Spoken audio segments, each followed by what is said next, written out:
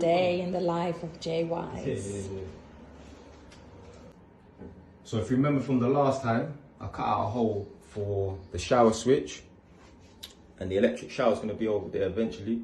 What I'm going to do here is fit a 1-gang light switch that's going to turn this light on and off. At the moment, it's just a regular pull cord. If you've been watching me long enough, you'll know that I don't like pull cords, so I'm going to get rid of this pull cord and just replace it with a switch here. I'm not going to do the whole thing.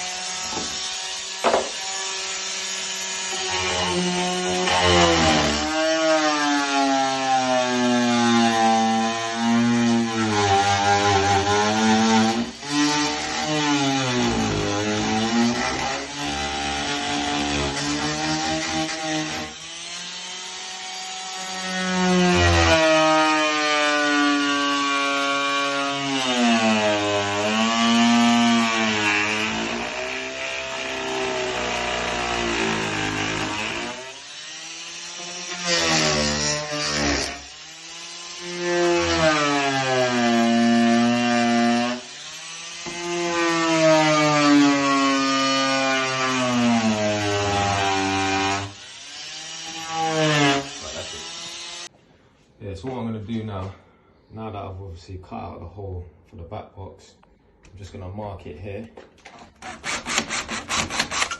because the cable is going to enter through the back. And then obviously this drill bit is going to be a little bit too big, but it doesn't matter because it's behind it, and the wall's going to get plastered on the other side. So you know, you might as well go and stand in there and watch the impact. Obviously stand far back though.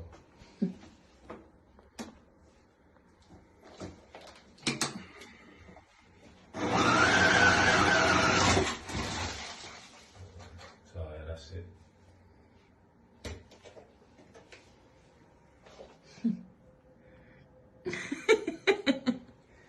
So yeah, I'm not going to bother chase out the wall here because the fuse board's in the way. So what I might do is bring the cable through, might just pin it somehow, leave a bit of slack and that, and then just get it to that light fitting. I'm going to aim to do that today anyway. So I fitted the box. You can see that, yeah? So I fitted the box, and then I'm just going to screw the box to the wall on the. I'll get a longer screw afterwards. I'm just putting it in place temporarily. As you can see there, the cable's been passed through. On the other side, it's all coiled up there on the floor. Yeah, that's it. Alright, so I wanted to get this light switch cable to this point here. So what I was going to do initially is, you see this hole here where this cable's through?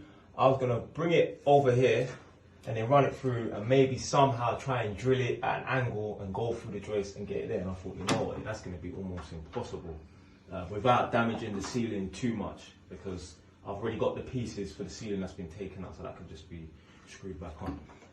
And then I thought to myself, hold on a minute, there was a pull cord here and this cable's here.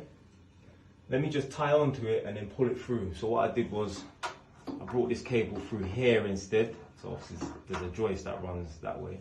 So I've looped it over. So what I'm going to do is just tie onto it quickly.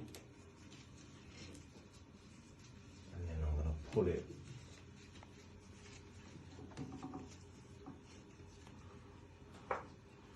You don't normally have to use tape, but in this case I'm definitely using tape because it's tight here. So what they've done is they've drilled through, I think it's a noggin, they put a piece of wood in between two joists.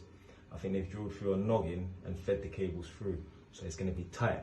So if you've got strands of cable like this and you're pulling it through, it might damage the existing cable. So I'm going to put tape on this.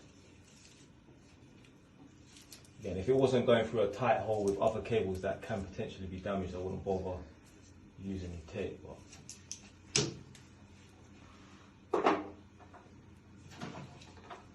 I'm just going to pull on this. Hopefully through this end.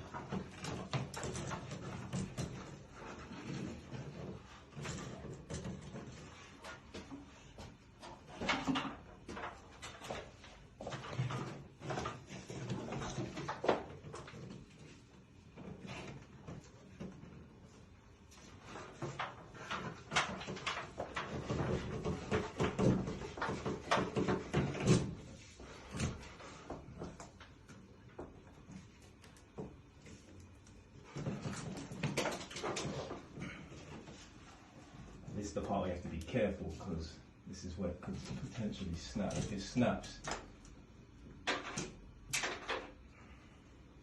it's pointless.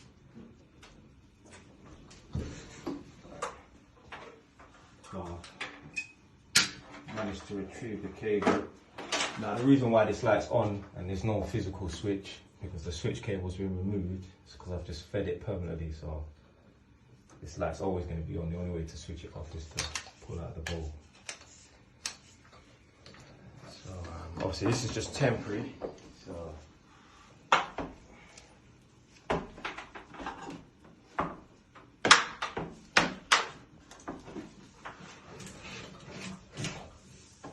I'll just pin that cable over there so it's out of the way.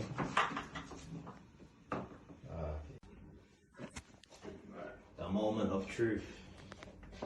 See if the temporary fix works. Well, it's not temporary. Well, yeah, temporary. Anyway, done.